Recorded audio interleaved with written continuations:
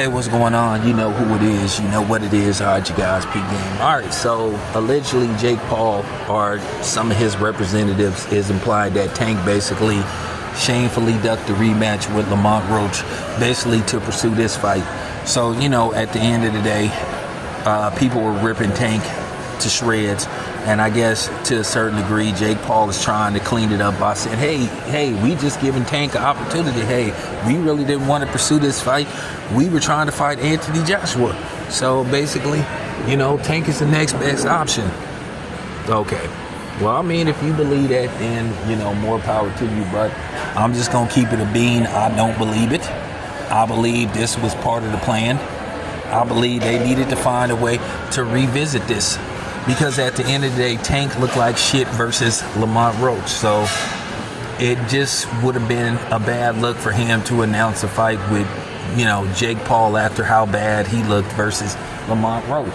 And then basically he shamefully ducked Lamont Roach. And I feel bad for Lamont Roach because now Lamont Roach is not going to get a second chance to basically rewrite the wrongs that, you know, he left in the ring.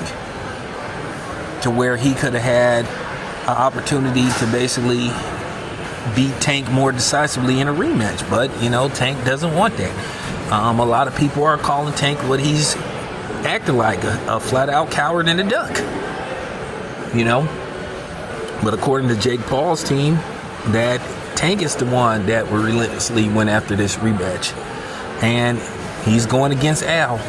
Now, I don't know how much of a say Al has in his career at this point, but there's been fighters who paid a stiff penalty going against Al Heyman. So, you know, with that being said, let's see what happens with this. But, you know, if Tank fights Jake Paul and he never fights again, Tank is not a Hall of Famer. You know, the Tank fans have been pretty quiet. You know, they're trying to find a logical way to basically try to convince us that this Jake Paul fight makes sense. But this is Tank. This is his MO. He was never about fighting the best guys available.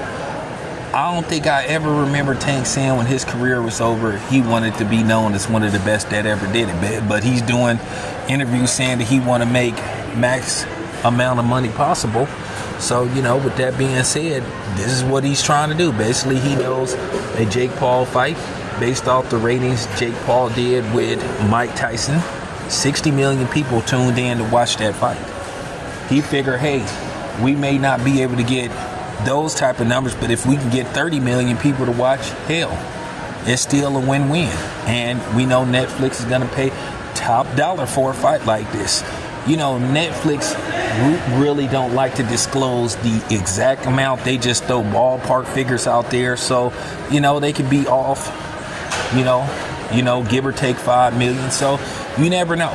But this is going to be at least, you know, real talk. With Tank, this is going to be at least probably an eight-figure payday. Tank is looking probably at a minimum of $15 million. So, you know, when it's all said and done, can you blame him? Yeah, I can, because this is a weak move. But now we know for a fact he never had any intentions on fighting Shakur Stevenson. He never intended on fighting Devin Haney. He didn't want to fight, and it's sad, he didn't even believe in himself enough to fight Teofimo Lopez. You know, from what I've been told and what people been telling me behind the scenes, if he does pursue one more fight, it's going to be Manny Pacquiao, depending on how Manny looks versus Rolly, because they trying to set that up right now.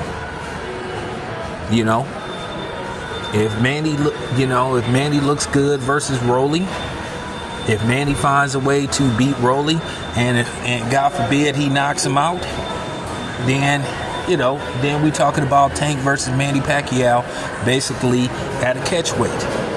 Maybe 145 or something, or maybe 143. I remember Freddie Roach saying, now I don't know how much relevance it has to right now, but Freddie Roach did say when Manny Pacquiao retired, I think before, you know, he took that drumming via Ugas, I believe Freddie Roach said Manny could still make 140. but probably Manny still has negotiating power, so it probably would be at a catch weight. It'd probably be at like around 143 or something. But yeah, this is a real bad look for Tank. It's a real bad look. I know there's some people sitting up here trying to justify it and all that kind of stuff, but you know, there's gonna people that's gonna try to justify just about anything. If you got people justifying, you know, basically Sha'Carri Richardson, you know, basically attacking her boyfriend, I mean, you could justify anything pretty much. But, you know, with that being said, well, let's see what happens. Anyway, this your boy Town, I'm out.